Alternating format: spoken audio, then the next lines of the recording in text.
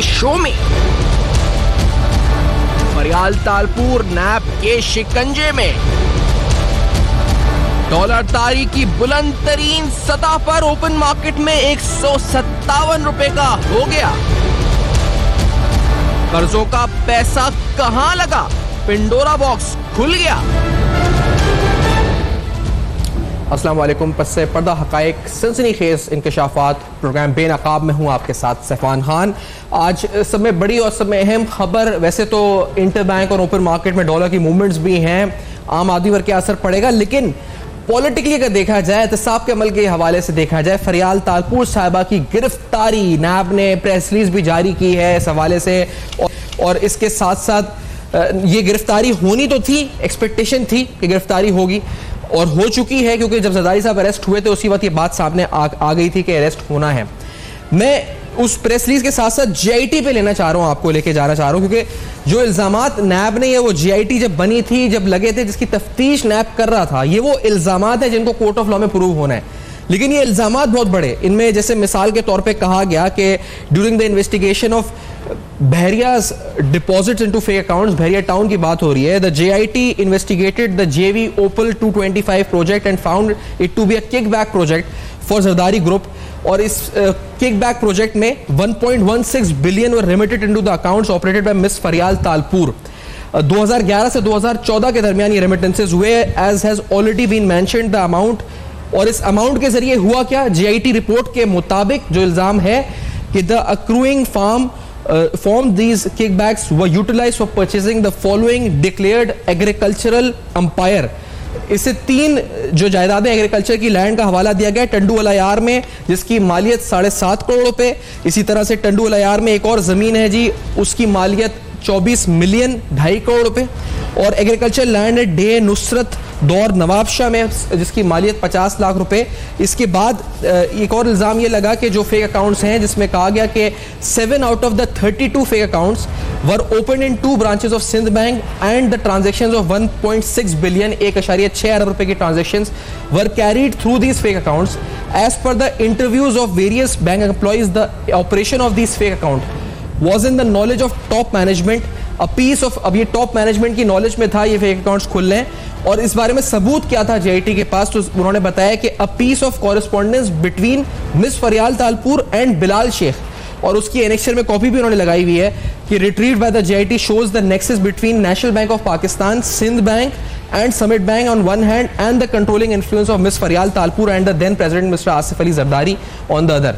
यानी controlling influence GIT के मुताबिक फरियाल तालपुर साहिबा का था जेवी ओपल 225 में 1.6 बिलियन के किकबैक्स बहरिया टाउन के केस में, और इसी तरह से एग्रीकल्चर लैंड की खरीदारी और दीगर मामलात में जीआईटी ने उनका नाम लिया था। और आज जो हमारे सामने नोटिफिकेशन आया है, उसके बाद जो प्रेस रिलीज आई है, उसमें नैब ने कहा है कि कौमी एहतसाब ब्यूरो फरियाल तालपुर जो एमपी हैं, उनके जाली अकाउंट्स केस में इस्लामाबाद में तहकुम सानी अपने घर में जो है इस वक्त कैद रहेंगी। उनकी इज्जत नफ्स का पहले भी एहतराम रखा गया और आइंदा भी इसका मुकम्मल ख्याल रखा जाएगा।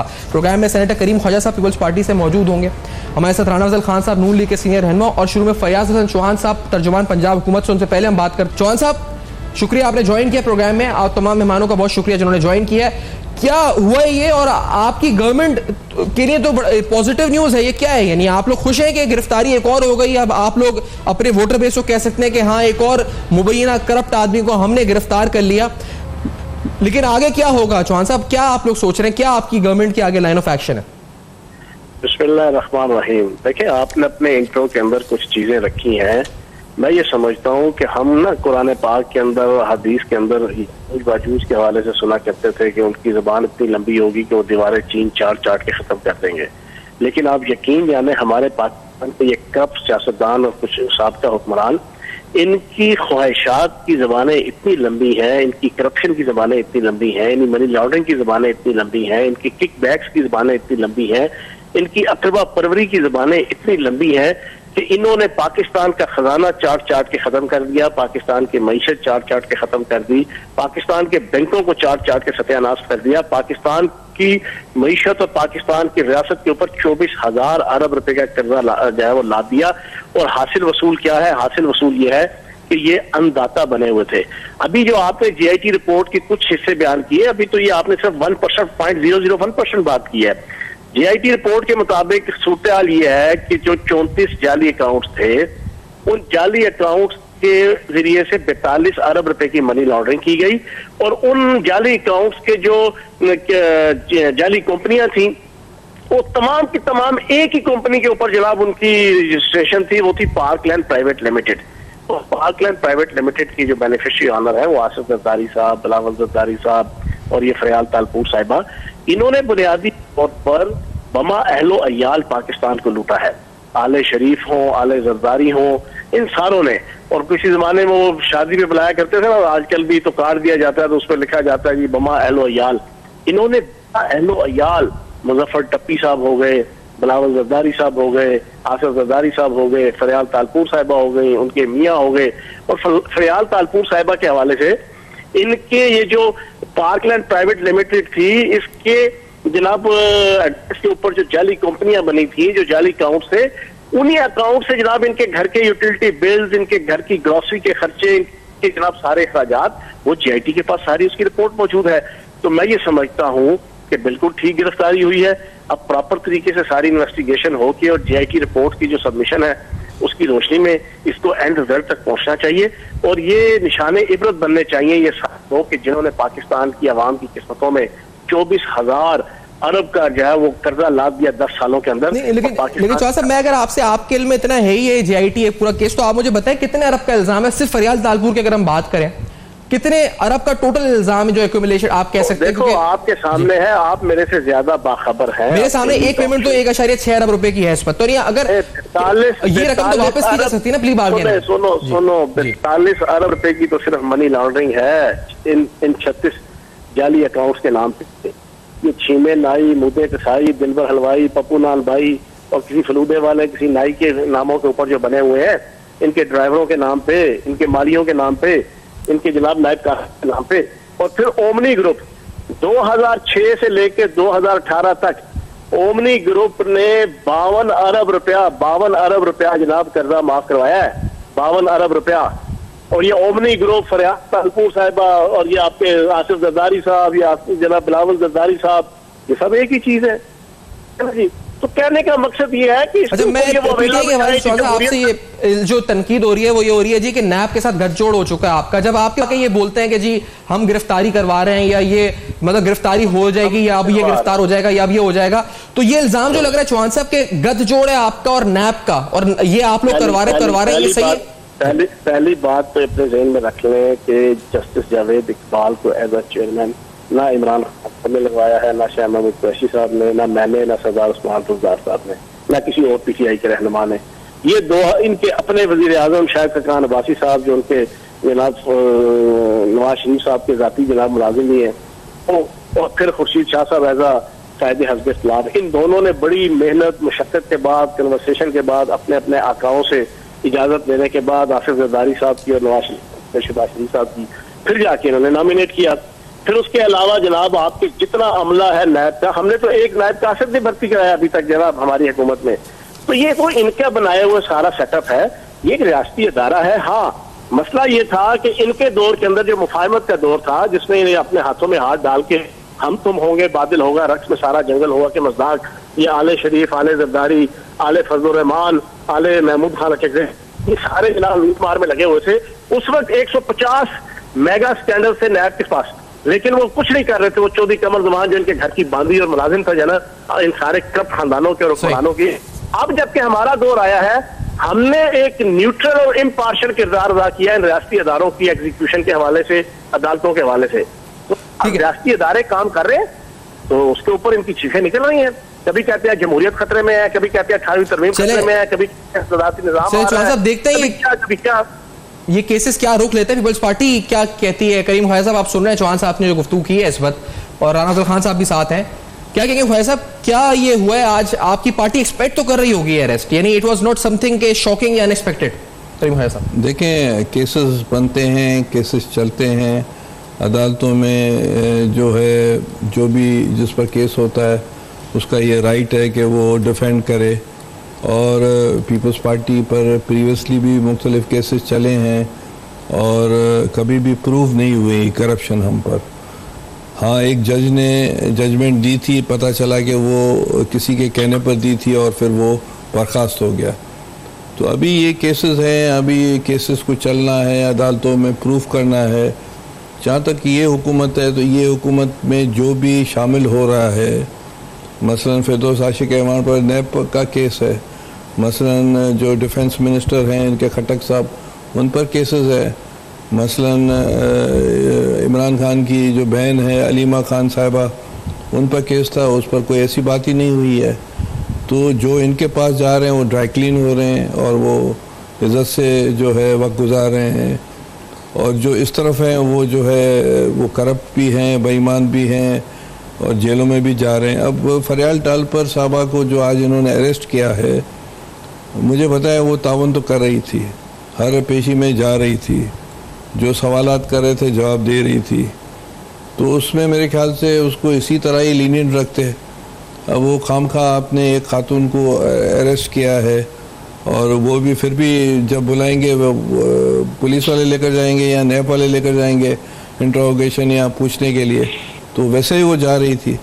मेरे ख्याल से ये आज जो इन्होंने जो किया है वो काबिल मज़म्मत है, नहीं करना चाहिए था नैब को। बाकी अदालत में केस चल रहा है वो सही। लेकिन मतलब आपकी पार्टी के हद तक हमने वो कोई, जब जरदारी साहब अरेस्ट हुए हैं, फरियाल तालपुर साहब अरेस्ट हुई हैं, तो हम जो समझ रहे थे हुआ एहतजाज भी, लेकिन वो जो एक ऐसा कि कोई मुनज़्ज़म तरीके से सड़कों पर लोग निकलते या कोई तहरीक होती या सड़कों पर एहतजाज होता, या फिर इस तरह का कोई ऐसा हम देखते हैं कि एकदम एक वेव खड़ी हो जाती कि आप सब आ जाते और फिर एकदम, ऐसा कुछ नहीं हुआ। ऐसा रद्दमल भी नजर नहीं आया, कुछ नहीं हुआ। क्यों नहीं हुआ? मुनज़्ज़म नहीं हुआ, इंडिविजुअली तो हुआ, मुनज़्ज़म नहीं हुआ। देखिए, इसकी दो तीन बातें हैं। मसलन ये है कि पॉलिटिकल पार्टीज को यहाँ पनपने का मौका नहीं मिलता है, एक बात ये। मैं जनरल एक डिस्कशन है। अब आप कह रहे हो कि ये कोई वो तो नहीं है, अल्ताफ हुसैन वाला सिस्टम तो नहीं है कि भाई उसने आंखें दिखाई और कराची बंद हो गया और वो गन पॉइंट पर लोग निकल आए जलसे जुलूस में। अब एक नेशनल पार्टी है पाकिस्तान पीपल्स पार्टी, तो जो टोकन तौर पर जो होता है वही चीज़ें होती है। आप ये तो मसलन मैं एक बात कहूँ, ये एक पॉलिटिकल बात है, इस गिरफ्तारी या इस से कंटेक्स्ट में नहीं है। तो जुल्फ़िकार अली भुट्टो साहब जब जेल में थे तो बेगम नुसरत भुट्टो उनसे मिलने गई, तो भुट्टो साहब ने कहा कि बेगम साहबा से पूछा कि भाई कोई रद्दमल कोई चीज़, कुछ अवाइली बात है, 77-78 की बात है। तो नुसरत भुट्टो ने कहा भुट्टो साहब को हंस के कि भाई आपने कोई बोल्शेविक पार्टी तो नहीं छोड़ी है रशा की। तो यहाँ पॉलिटिकल पार्टीज़ को आप पनपने ही नहीं देते हैं। जो पार्टीज ग्रूम करती है उसको आप तोड़कर दूसरी पार्टीज आ जाती हैं, फिर तीसरी आ जाती है, उनकी पार्टीज़ के अंदर ग्रुपिंग्स हो जाती है। तो देखें, हिंदुस्तान में कांग्रेस को उस ज़माने में जब 47 या उसके बाद इतनी लीडरशिप, इतनी काडर था कि वहाँ की फ़ौज, वहाँ की ब्यूरोक्रेसी को कोई हिम्मत नहीं हुई। या कायद-ए-आज़म के वफ़ात के बाद मुस्लिम लीग नहीं रही, मुस्लिम लीग का वजूद ही खत्म हो गया। तो आप सही कह रहे हैं कि सियासी जो हमारी हिस्ट्री है ठीक है, लेकिन फिर आप लोग दावे भी इस तरह कर रहे थे कि हम हुकूमत गिरा सकते हैं, 10 मिनट में गिरा सकते हैं। नहीं, देखिए, गिराने वाली नहीं थी तो फिर ऐसे दावे क्यों हो रहे थे? गिराने वाली पार्लियामेंट की बात है, वो आज बिलावल साहब ने भी कहा है, आज भी कहा। देखें, उसमें ये है कि इनकी हुकूमत को 68 वोटों की डिफरेंस है। वो है मेंगल साहब और MQM। मेंगल साहब नाराज़ हैं, हो सकता है विड्रॉ कर दें या विड्रॉ उन्होंने वैसे भी कर दिया एक तरह से, शायद 7 अगस्त या 8 अगस्त। उसके बाद जो है वो MQM है, उसका तो आपको पता है कि वो क्या करती रही है हमसे भी और सबसे। तो वो मतलब इस तरह से पार्लियामेंट में आप इन हाउस वो कर सकते हैं, मगर हम ये चाहेंगे कि फ़िलहाल जो है चीज़ें चलें। नंबर 1 बात, हमने जब ये हुकूमत आई थी उस वक्त भी कहा था कि इनको 5 साल मिलना चाहिए। और अगर हालात जिस तरह जा रहे हैं, ये जिस तरह इमरान खान साहब ने ये जो अभी जो कॉन्फ्रेंस हुई थी कल, ये शंघाई वाली, उसमें जो इन्होंने पाकिस्तान की जो इंसल्ट करवाया है, जिस तरह उन्होंने बिहेव किया है, इससे पहले भी जो सऊदी, मेरा कहने का मतलब है कि इस चीज़ों से ऐसा लगता है कि ये हुकूमत जो है जनरली मैशियत इन्होंने किसी और के हवाले, मेरी बात आखिरी बात, मैशियत, फॉरेन पॉलिसी, हर चीज़ उन्होंने किसी के हवाले कर दिया है। अब इन्होंने कहा है, जिन्होंने उनको दिया है कि भाई हम अकाउंटेबिलिटी करेंगे, अकाउंटेबिलिटी में भी इनको कुछ नहीं हासिल होगा।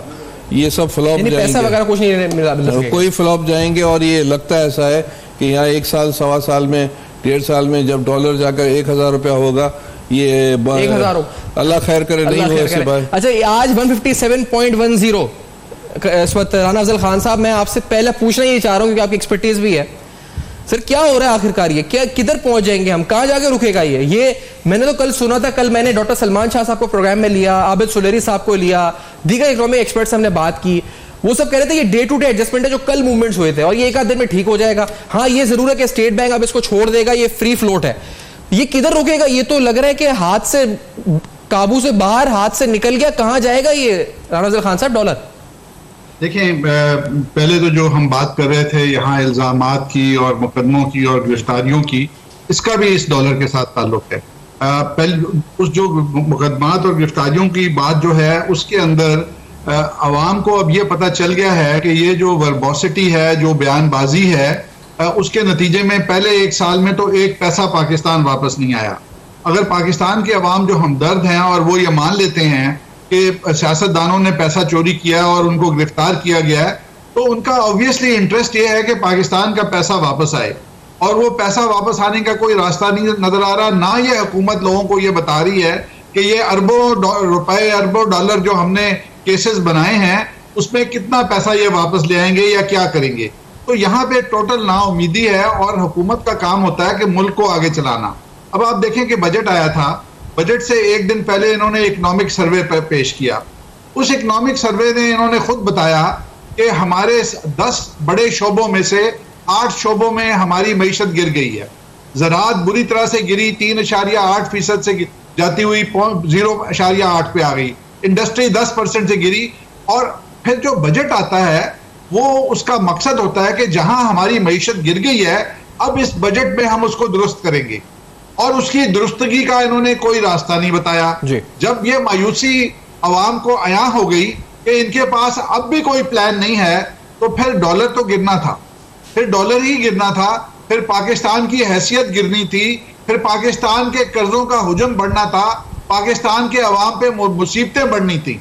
तो ये एक नाअहल हुकूमत है जिसकी ज़बान बहुत लंबी है, और उसके अलावा इसको और कोई काम नहीं आता सवाए इसके कि लोगों के बारे में लंबी लंबी तकरीरें करें। मुझे थोड़ा सा टेक्निकली समझाएं, क्योंकि आप जो आज 157.10 या जहां पर भी गया ओपन मार्केट में, तो ये इमरान खान साहब की तकरीर या उनकी बातों या बयानात की वजह से या किसी की गिरफ्तारी की वजह से गया, या फिर ये मार्केट इक्विलिब्रियम है और ये जो फॉरेन इनफ्लोज हैं, आउटफ्लोज हैं, जो आपकी डॉलर रेमिटेंसेज आने हैं या जाने हैं, ये तो उन पर बेस करता है, डिमांड सप्लाई फैक्टर्स पर बेस करता है, या ये सेंटिमेंट्स रोल प्ले कर रहे हैं? क्या हो रहा है? वो बात अपनी जगह है, लेकिन इमरान खान साहब ने इसका बहुत अच्छा निचोड़ दिया था कि जब करप्ट हुक्मरान और बेवकूफ हुक्मरान ऊपर बैठ जाते हैं तो आपके रुपए की कीमत गिरना शुरू हो जाती है।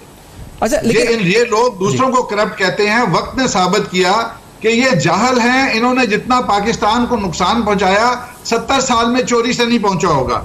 ये तो एक सियासी बात हो गई।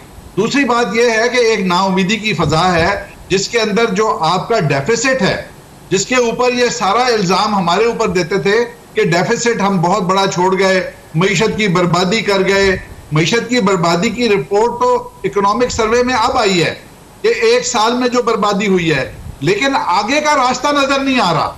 अगर आगे का रास्ता नजर नहीं आएगा तो लोग महंगा डॉलर खरीद के पाकिस्तान से पैसा बाहर लेके जाएंगे, और आज लोग महंगा डॉलर खरीद रहे हैं जब उसकी डिमांड बढ़ गई है पैसा बाहर लेके जाने के लिए। और ये पाकिस्तान की ट्रेजेडी है कि ये तो कहते हैं पाकिस्तान में पैसा लगाओ, जो हालात इन्होंने पैदा किए, लोग पाकिस्तान से पैसा बाहर लेके जा रहे हैं महंगा डॉलर खरीद के। ये दुख की बात है। लेकिन राणा साहब, ये जो अभी गिरफ्तारियां हो रही हैं, आपने इस पर शुरू में बात करी, आपकी पार्टी का मौकिफ भी इस बारे में आया है, लेकिन ये करप्शन तो हुआ है जो खुद शहबाज शरीफ साहब आपके रहनुमा उठाते थे मामलात को कि करप्शन हो रही है सिंध में। आप इलेक्शन में यहाँ आते थे, अभी जुलाई 2018 के अंदर शहबाज शरीफ साहब कराची आए, उन्होंने आके पूरी तकरीर करी कि जी यहाँ पे क्या क्या हुआ है, सुबह सिंध में किस तरह लूटमार हुई है। मैं खुद था यहाँ पर उस तकरीर में जब वो एक होटल में आए थे एक लंच में, और ये अब जीआईटी में जब वो चीजें दस्तावेजी तौर पर आ गई कि किसी के कोई बहरिया टाउन के अंदर किकबैक है, तो कोई पावर प्लांट में किकबैक है, तो शुगर मिलों पे कब्जा हुआ, तो आज आप मुजम्मत करें गिरफ्तारियों की? राणा साहब देखिए, ये बिल्कुल आप दुरुस्त कह रहे हैं। हर कोई एहतसाब चाहता है, इन लोगों ने तो एहतसाब भी नहीं किया। ये इनको इतनी शर्म नहीं है कि ये खुद कहते हैं हमने तो एक केस नहीं बनाया। एहतसाब जरूरी अमल है, लेकिन उसका एक शरीफाना तरीका है, और वो शरीफाना तरीका आज एक चीफ जस्टिस साहब के एहतसाब पे हो रहा है। आज उसके ऊपर किसी को बकवास करने की इजाजत नहीं दी जा रही कि उसको आप पॉलिटिसाइज करें। एक एहतसाब फौज ने किया, एक जनरल का जिसने पाकिस्तान के सीक्रेट्स आउट किए, उसको सीरियस सजा हुई, लेकिन उसके ऊपर गुफ्तो शनीद नहीं हुई। अभी इसी तरह से जरूरत इस बात की है कि आप एहतसाब करें, लेकिन इतनी लंबी जबान निकाले ना आप। अगर आपने जबान खोलनी है हुकूमत वालों ने, तो फिर डेवलपमेंट के ऊपर बात करें, फिर उस चीज की बात करें कि हमने 1 करोड़ नौकरी देनी थी, वो हम नहीं दे सके, या हम कैसे देंगे। हमने फलां काम करना था, हमने डैम बनाने थे, हमने वो जो 1 अरब दरख्त लगाया था खैबर पख्तूनख्वा में, जिसका पैसा हम चोरी करके ले गए हैं, हम उसके ऊपर एहतसाब कमीशन बनाएंगे। उस किस्म की बात ये नहीं कर रहे। ये तो दूसरों के ये इल्जामात लगा के, अब आपके सामने मैंने मिसाल रखी है, एक जस्टिस साहब का एहतसाब हो रहा है। अच्छा, उस पर तो क्योंकि पैमरा से हमें भी पाबंदी है तो हम बात नहीं कर सकते राणा साहब, आई एम सॉरी, क्योंकि वो तो लीगली कोड ऑफ कंडक्ट है। असूल की बात कर रहा हूं। हाँ सही, लेकिन एक असूल पैमरा को इन सियासी केसेस पे भी लगाना चाहिए। ठीक है, और चलिए, ये आपकी तजवीज आ जाए, ये आपकी तजवीज नतीजा आ जाए, तो फिर आप बोले कि हाँ ये शख्स चोर है, इसने चोरी की थी, हमने इसको 14 साल सजा दी। अच्छा, एक चीज और, क्योंकि आप डेवलपमेंट की बात कर रहे हैं और सूबे सिंध का जो मुकदमा रहा है इस पर सेनेटर करीम ख्वाजा साहब, वो एनएफसी शेयर का बार बार ये, और पिछले जब से पीटीआई गवर्नमेंट आई है बहुत शिद्दत के साथ मुराद अली शाह साहब कह रहे हैं कि हमारे पैसे रोके हुए हैं, 174 बिलियन टू बी प्रिसाइज, जहां तक मुझे याद है वो फिगर है जो वो कहते हैं रोके हुए हैं, और उसकी वजह से डेवलपमेंट नहीं हो रही, बल्कि मिनिस्ट्री ऑफ एजुकेशन का बजट तक वो कहते हैं हमने डेवलपमेंट रोक दिया है, सैलरीज हम नहीं दे पा रहे हैं। फवाद चौधरी साहब आज क्या कह रहे थे कि क्या मामला उनके नजदीक वफाक की तरफ से है इस केस से पर्टिकुलर पीपल्स पार्टी का इसके ऊपर? लेट्स हियर दिस, ये Fawad Chaudhry from PTI federal minister क्या कह रहे हैं। जरदारी साहब का मामला यह है कि वफाक से पैसे सिंध को जाते थे, सिंध से पैसे जरदारी साहब के अकाउंट्स में जाते थे, और जरदारी साहब के अकाउंट से ये पैसे लंदन, अमेरिका, दुबई और दीगर मुल्कों में जा रहे थे। पाकिस्तान का पैसा, सिंध का पैसा मुल्क से बाहर गया, और 5000 अकाउंट्स की लेयरिंग की गई, और 31 अकाउंट्स जो हैं वो मरकज़ी अकाउंट जाली बनाए गए, फारूदे वाले के नाम, पापड़ वाले के नाम, ये सारे अकाउंट्स बनाए गए। अब इस तफ्तीश से बचने के लिए इस्तेमाल किया जा रहा है असम्बली को। आप कह देते हैं कि ये असम्बली में प्रोडक्शन ऑर्डर जारी कर दें स्पीकर साहब, ताकि तफ्तीश ना हो सके। सेनेटर करीम ख्वाजा साहब, क्या वाकई में ये जो सारा पैसा आता था वफाक से, वो सारा ये जेआईटी जो बता रही है इधर उधर चला गया, क्या हुआ है? यही हुआ है पैसा? देखें, ये जो है फवाद चौधरी साहब हमारे साथ भी रहे हैं, परवेज़ मुशर्रफ के साथ भी रहे हैं, आजकल पीटीआई में, कल पता नहीं किसके साथ होंगे। तो उनकी जो स्टेटमेंट जो भी हैं उसको मैं एज ए एंटरटेनर जो होते हैं ना, जिस तरह एक ज़माने में मरहूम मोइन अख्तर साहब होते थे, तो उसको इस ज़मरे मिले। अब जहाँ तक मुराद अली शाह का जो मसला है कि उन्होंने जो डिमांड्स की हैं, तो वो अपनी जगह पर जस्टिफाइड है, क्योंकि हम देख रहे हैं कि बहुत सालों से हमें जो है इस मद में पैसे नहीं मिल रहे हैं, और यही हाल पंजाब में भी हो रहा है, यही हाल केपी में भी हो रहा है, क्योंकि वहाँ उनकी हुकूमत है पीटीआई की, इसलिए वहाँ की हुकूमत शोर नहीं मचा रही है। हम कहते हैं कि जो भी एनएफसी के मद में किसी भी सूबे में अगर डिप्राइव हैं उनको मिलने चाहिए। अब मसला ये है कि जो 18 अमेंडमेंट हमने तो नहीं लाई थी, इसमें सब पॉलिटिकल पार्टीज साथ थी और उन्होंने कंसेंसस से ये चीज़ डिस्ट्रीब्यूट की थी। अब मसला है कि एक सेंट्रल सोच है पाकिस्तान में जो चाहती है कि ये एनएफसी के मद में 18 अमेंडमेंट के मद में। अच्छा, अगर मौका दें, इंटरप्ट कर रहा हूँ, माजरत हूँ कि एक ब्रेक के बाद इस बात को यहीं से जोड़ लेते हैं, कमर्शियल ब्रेक का कहा जा रहा है, तो यहीं से आते हैं वापस। के बाद आपको एक मईशत के हवाले से पॉजिटिव खबर भी है, वो भी रखते हैं सामने आपके, फिर एक और नेगेटिव खबर भी है जो हमारे बिजली के बिलों पर बम बन के गिरेगी, वो भी शेयर करते हैं इस ब्रेक के बाद। हमारे साथ रहेगा बेनकाब।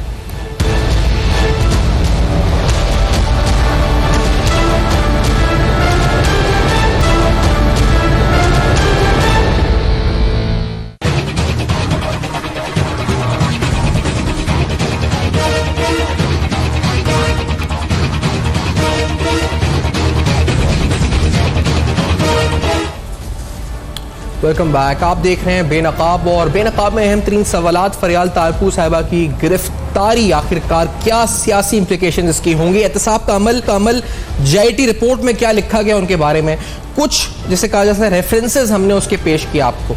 आज मईशत के हवाले से हमने देखा कि डॉलर एक बार फिर स्ट्रेंथन हुआ रुपये के अगेंस्ट और तारीखी बुलंदियों पर पहुंचता हुआ हमें नजर आया, जिसे कहा जाए कि काबू से बाहर होता नजर आया। अभी राना अजल खान साहब जो कि खुद एक इकोनॉमिक और फाइनेंस एक्सपर्ट भी हैं, वो कहते हैं हुकूमत की नाअहलियां हैं मौजूदा, जिसकी वजह से यहां तक पहुंचा है। एक पॉजिटिव खबर इकोनॉमिक फ्रंट से ये है कि मई 2019 में रेमिटेंसेज हिस्टोरिकल हाई पर गई हैं, $2.3 बिलियन, $2.3 अरब। और ये AHL यानी RFAB लिमिटेड की रिपोर्ट है ब्रोकरेज हाउस की, जिसके मुताबिक $18.3 बिलियन जो जुलाई टू मई हमारी रेमिटेंसेज रही हैं, जुलाई टू मई $18.3 बिलियन रही हैं। और अगर देखा जाए तो मई 2019 में ये अपनी पीक $2.2 अरब से ज्यादा $2.3 बिलियन पर आई हैं। That is the highest in any month. लेकिन इसके साथ एक नेगेटिव खबर भी आपके सामने रखें कि जो बिजली के नर्ख हैं उनमें नेपरा ने जो मंजूरी आगे दी गई है वो ₹1.49 की है इजाफे की, और कहा जा रहा है कि 190 अरब रुपए का इजाफी बोझ आवाम के ऊपर डाला जाएगा। 190 बिलियन रुपीस का जो सब्सिडी गवर्नमेंट ने रखी है, उसके अलावा 190 अरब रुपए पास ऑन किए जाएंगे। तो ये दो बड़ी खबरें। और भाई साहब, आप गुफ्तगू कर रहे थे, इसलिए मैं उस वक्त आपको चाहूंगा कि मैंने इंटरप्ट किया था। आप 18 तरमीम से इस बात को कह रहे थे, लेकिन आपके पास खुद पैसे नहीं है। आपको नहीं लगता आप सब कुछ जुड़ गया है वो 5.5 खरब रुपए से, और शब्बर जैदी साहब पर डिपेंड कर रहा है? वो जितना टैक्स कलेक्ट करेंगे उतना आपको मिलेगा, नहीं करेंगे तो आप लोगों को कुछ नहीं मिलेगा, या कम मिलेगा। देखिए, मसला ये है, मैं अपनी बात कहने से पहले एक रेफरेंस दूंगा। जी। वो ये कि जब यूरोप में रेनेसेंस आया तो उसमें एक जो बात की गई कि भाई जो है हर अथॉरिटी उस पर तनकीद करो, उस पर चैलेंज करो, वो मजहबी अथॉरिटी हो, वो वहाँ की जो भी ताकतवर अथॉरिटी हो या मोनर्की हो। बदकिस्मती से हम और आप पाकिस्तान के जो भी चैनल्स पर जो बात करते हैं वो बजट के सिर्फ 35 या 40% जो बजट पर बात करते हैं, 60 और 65% पर, और वो जो पैसे कहाँ इस्तेमाल होते हैं तो उस पर हम बात नहीं कर सकते हैं, और अगर करते हैं तो कट जाता है, नुकसान होता है जो बात करता है। पाकिस्तान में जब खुलम खुला ये बहस नहीं होगी कि वो 70% किस तरह इस्तेमाल होता है, ऑडिट भी नहीं होता है, और उनके जो कॉरपोरेट इदारों में इस्तेमाल होता है, ये सारा जो ग्रे एरिया है आवाम से छुपाया जाता है। और आज जो मिजरीज हो रही है पाकिस्तान में, यकीनन इन्हीं की वजह से हो रही है। और वो सिर्फ स्केपगोट पॉलिटिशियंस होते हैं और पॉलिटिकल लोग होते हैं, और इसलिए आप जितना भी आज से 10 साल के बाद 10 साल पहले भी जो डिस्कस करेंगे ये एरियाज को मैंने बहुत कुछ कह दिया, और नहीं, ट्रांसपेरेंसी 550 अरब है, इसमें से 3000 अरब तो हम सूद की अदायगी में दे देंगे। नहीं, वो आप सूद में आप दे दें, आवाम को आप कंफ्यूज नहीं करें। जो असल ग्रे एरिया है जिस पर पाबंदी है बात करने की, आवाम जब तक इसको चैलेंज नहीं करेगा, आवाम उस पर बात नहीं करेगा, इन कॉर्पोरेट इदारों पर जो कि ये जो ग्रे इकोनॉमी के जो हैं जिस पर बात करने की इजाज़त नहीं है, उस वक्त तक आप समझे कि पाकिस्तान के आवाम को कोई रिलीफ नहीं मिलेगा। आपकी गवर्नमेंट में आप लोग कर सकते थे बात? नहीं कर सकते थे। देखें, हफीज शेख साहब आपके खुद फाइनेंस मिनिस्टर हैं, शौकत तरीन साहब रहे, तो वो लोग भी आपके कंट्रोल में। देखिए, मसला सारा हक के हकमियत का है। ये जो पॉलिटिकल जो वॉर है जो कि जुल्फ़िकार अली भुट्टो से शुरू हुई है या 70 साल से शुरू चल रही है, वो पॉलिटिकल हकमियत का है, जिसकी वजह से आज नवाज शरीफ भी जेल में, जिसकी वजह से भुट्टो साहब भी जेल में फांसी पर गए, जिसकी वजह से बेनज़ीर भुट्टो को शहीद किया गया। असल बात है कि हक हकमियत और उसमें जो पार्लियामेंट हर चीज़ फैसला करे, जिसमें बजट भी हो, फॉरेन पॉलिसी भी हो, डिफेंस पॉलिसी, तो इसकी पॉलिटिकल वॉर है और इसमें ये सब चीज़ें आती हैं। ठीक है, सिविलियन सुप्रीमेसी। देखिए, मैं एक चीज़ पूछना चाह रहा हूँ आपसे, क्योंकि जब ये कर्जों का होगा ना छानबीन, मैं कर्जों पे आना चाह रहा था, तो हफीज शेख साहब तो आपके वजीर रहे ना, 3 साल रहे। हफीज शेख 3 साल रहे या 10 साल रहे, लेकिन वो 10 साल में तो वो 3 साल भी होंगे ना। नहीं, मेरी बात सुने, जो आपके दौर में कर्जे के मसला ये है, हफीज शेख जैसे लोग या उस तरह के मोइन कुरैशी जैसे लोग हों, या शौकत अजीज़ हो, या अलिफ बे जीम हो, गुलाम मोहम्मद हो, या जो मोहम्मद अली भोगरा हो, या बहुत से लोग हमारे पास थे, बहुत से लोग नून के पास थे, ये सब एक जो है चीज़ को रिप्रेजेंट करती है। उसको ओवरकम करने के लिए जब तक पार्लियामान अपनी चीज़ें अपने पास नहीं रखेगा, आवाम खुलकर बात नहीं करेंगे। सादिक संजरानी साहब हो, संजरानी साहब नहीं, वो हमारी गलती थी, जो भी है हमने गलती की, गलती हो गई हमसे और उसकी भुगत रहे हम। चले वो आपने आप जरदारी साहब ने भी कबूल लिया वो गलती थी। देखिए मैं पार्टी के हैसियत से कह रहा हूँ कि गलती थी, गलती हो गई और अगर भुगत रहे। पार्टी की रिप्रेजेंटेशन करते हुए कह रहे हैं तो हफीज शेख साहब को तो आपके तो दौर में थे, यानी वो आपकी पार्टी के किसी रहनुमा के साहबजादे भी तो थे ना, अगर मैं सही कह रहा हूँ, अब्दुल नबी शेख साहब गालिबन शिकारपुर से।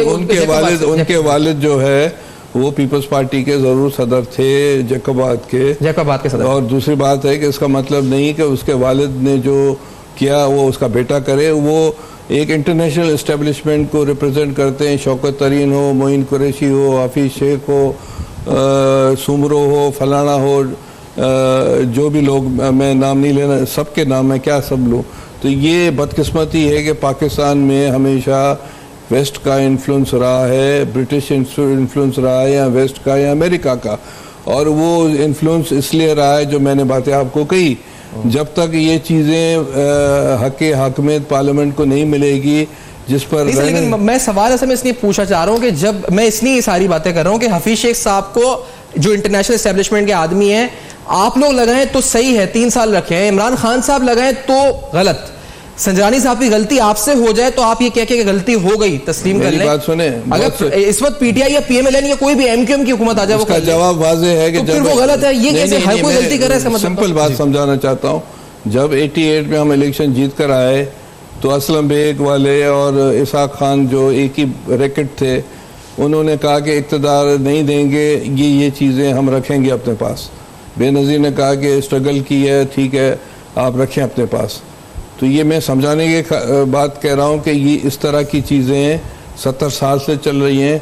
इतनी जिन्ना साहब जो पाकिस्तान बनाया, जब उसने 11 अगस्त की तकरीर की तो वो नशर नहीं हुई। इसका मतलब है कि उस वक्त भी इस्टेब्लिशमेंट इतनी मजबूत और ताकतवर थी कि कायद-ए-आज़म की स्पीच नशर नहीं हो सके। तो कहने का मतलब समझाने की खातिर मैं कह रहा हूँ कि बदकिस्मती ये है कि पाकिस्तान जो बना वो कायद-ए-आज़म की ने, उसके टाइपराइटर ने बनाया, पॉलिटिकल पार्टीज ने नहीं बनाया। क्योंकि अगर कांग्रेस की तरह मुस्लिम लीग होती तो किसी की ज़रूरत नहीं होती कि यहाँ जो है माशला लगे या कोई और चीज़ लगे। तो ये हमारी अनफॉर्चुनेट है। अब जो स्ट्रगल हम और आप कर रहे हैं, पाकिस्तान के अवाम कर रहे हैं, वो ये कि हक़ हाकमियत अवाम को मिले, हक़ हाकमियत पार्लियामेंट को मिले, वो हर चीज़ फैसला करे। इसकी स्ट्रगल है, जो हम भी कर रहे हैं और दूसरे भी कर रहे हैं। चलिए, ये एक बड़ी कॉम्प्रिहेंसिव डिबेट है जो शायद चल रही है, और होना जो आप कह रहे हैं आइडियली यही होना चाहिए कि पार्लियामेंरी डेमोक्रेसी और सिविलियन सुप्रीमेसी। लेकिन लेट्स हियर दिस कि हफीज शेख साहब क्या कहते हैं एज फाइनेंस मिनिस्टर, उनकी स्पीच, और उन्होंने एक बड़े फैक्टर उसमें गिनवाया कि जो बड़ी एक फैक्चुअल है कि हमारा जो ग्रोथ रेट है वो हिस्टोरिकली हम ग्रोथ फेज में आए ही नहीं सकते, नहीं सस्टेन नहीं करता 3 या 4 साल से। वो क्या कहते हैं और फिर इसकी वजह क्या है, हम समझने की कोशिश करते हैं। लेट्स हियर दिस कि फाइनेंस मिनिस्टर ने क्या कहा। What are the big facts about Pakistan that affect our economy and that either motivate or inhibit us from realizing our full potential? The first big fact about Pakistan is that in its 72 years of history, no single government has ever completed its term. The second point I want to present before you, which is a big fact of Pakistan, is that we have never had a trend of economic growth in Pakistan that has lasted more than 4 years. The third big fact about Pakistan is that we don't like to do business with others. In the entire 70 years of our history, we have never been able to sell our products to others. ये कुछ हकायक हैं जो बयान किए गए। राना अफजल खान साहब, ये बात सही है कि हम 4 साल से ज़्यादा ग्रो नहीं कर पाते, एक रेट आता है उसके बाद सब एकदम ख़त्म हो जाता है, हम वापस वहीं उस फेस में आ जाते हैं।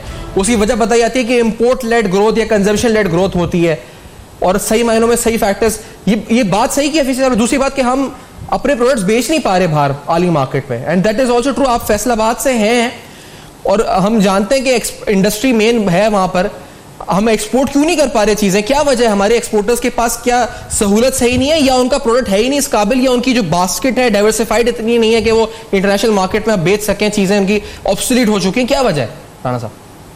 देखिए, पहले तो मैं अप्रिशिएट करूंगा हफीज शेख साहब को कि जिन्होंने एक बहुत बड़ी महफिल, मुझे नहीं पता ये कहाँ तकरीर कर रहे हैं, मुझे नजर आ रहा है कि बहुत बड़ी महफिल है कराची में, और कराची में, और बिजनेस कम्युनिटी मौजूद है, और उन्होंने कहा कि हम कोई हुकूमत टर्म कंप्लीट नहीं कर सकी 72 साल में। ये एक बड़ा सच है। जहां हम कहते हैं कि हमने 2013 से 18 टर्म कंप्लीट की, वो नहीं हुई। हमारे वजीर आजम को रिमूव कर दिया गया, और फिर 4 साल के बाद जब मईशत अपने टॉप पे थी, उसके बाद पनामा लाया गया और मईशत की कमर में छोरा घोंपा गया। ये, और उन्होंने इसका इल्ज़ाम जो है फौज पे लगाया कि फौज बगावतें करती रही और पाकिस्तान के अंदर हुकूमतें नहीं जारी रह सकी। मैं समझता हूँ बहुत बड़ा बोल्ड एडमिशन है, और ये हकीकत भी है, मैं इससे इत्तेफाक करता हूँ। दूसरी बात, उन्होंने कहा कि ट्रेंड ऑफ इकोनॉमिक ग्रोथ 4 साल से नहीं बढ़ा। ये बिल्कुल एक सही रेफरेंस है 2013 से 2017। 4 साल में दहशतगर्दी खत्म हुई, 4 साल में बिजली का बहरान खत्म हुआ, 4 साल में गैस की बहरान खत्म हुआ, और आप अपनी बेहतरीन परफॉर्मेंस और इंडिकेटर्स पे चले गए, और 1 साल में आपको देखा कि पीटीआई की जो ये इकोनॉमिक सर्वे रिपोर्ट आई है, मेरे पास मौजूद है, सारा धड़म तख्ता हो गया। और तीसरा, उन्होंने कहा कि हम बिजनेस नहीं कर सके दूसरों के साथ। ये कहानी बहुत पुरानी है। आपने 21 बिजनेस खानदानों की कमर काटी, फिर हमने नेशनलाइजेशन की, हमने कारोबारी लोगों को चोर समझा, हमने उनको काम नहीं करने दिया, और आज भी उनको हम एक कंसिस्टेंट पॉलिसी नहीं दे रहे। इन्होंने 0 रेटिंग की, और आज वो 0 रेटिंग खत्म कर ली। अगर 6 महीने के अंदर, 4 महीने के अंदर पॉलिसी चेंज होगी तो पाकिस्तान की एक्सपोर्ट कैसे बढ़ेगी? टेक्सटाइल वाले बड़े खुश थे, हमें ताने देते थे कि आपने वो काम नहीं कर सके जो पीटीआई ने कर दिया, 0 रेटिंग कर दी, गैस के टैरिफ के ऊपर काम किया। हमने कहा बड़ी अच्छी बात है, अगर उन्होंने कोई अच्छा काम किया, अच्छा वो अच्छा काम किया। एक बात मुझे, आप क्योंकि इसका जिक्र कर रहे हैं, ये $6.5 वाला जो मिलता है LNG वाला जो रेट है, ये मिल रहा है पंजाब में इंडस्ट्रीज को? फैसलाबाद में आप हैं इस पर, या ये अभी ऑन पेपर है खाली, ये हुआ नहीं इम्प्लीमेंट, या ये मिलता भी या नहीं मिलता? मेरा ख्याल मिल रहा है, और बड़ी अच्छी बात है। मैं जहां अच्छा काम होगा, मेरे में इतना हौसला है कि मैं उसकी तारीफ करूं। जहां बुरा काम हुआ है, आप खुद देखें कि ये कहते हैं जी 30,000 अरब के कर्जे हैं।